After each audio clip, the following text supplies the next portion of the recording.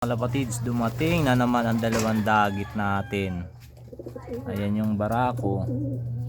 Ayan na naman yung babae, mga kalapatids. Oh. Grabe, bumalik na naman sila, mga kalapatids. Oh. Ang dagit natin. Ayun si pusa tumitingin. Kasi nandito tayo, hindi sa makalapit. Ayun na naman ang dagit natin, nangingingain na naman, mga kalapatids. Ayan, oh. Ayan, dagit, mga kalapatids. Ayan yung mga ibon natin, pumasok na kasi maaga tayo nagparonda, mga kalapatids, no? Oh. Ayan. Ayan, grabe, burgang-burga na, mga kalapatids, oh. Pumupunta lang yan dito, kinakain yung mga patuka natin na nalalaglag, mga kalapatids. So, kagaya niyan, ayan, oh. Diba?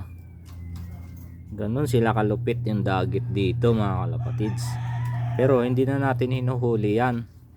Kahit tayo ay nadadagitan, sa kanila na yun, mga kalapatids, no? Kasi si Barak nga, hindi na nga bumalik, mga kalapatids. Ito, may dagit nga tayo dito, pwede na nga natin hulihin to, mga kalapatids, eh. Kaya, pero hinahayaan na lang natin, mga kalapatids, kung saan sila masaya, no? Ayan, mga kalapatids, oh. Ayun, malapit na yung training natin sa December na, mga kalapatids. Susubukan natin yung mga linyada ni Terminitoy, no? Ayun, oh.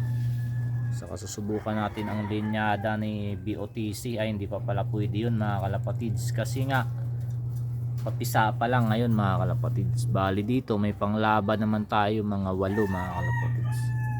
Ito, pag nagumpisa ang training, pag nahuli ko to, mga kalapatids, isasabay natin to sa training kung talagang magagaling tong mga dagit na to, mga kalapatids.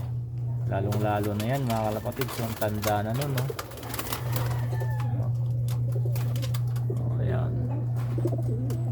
Yun lang, mga kalapatids. Bye.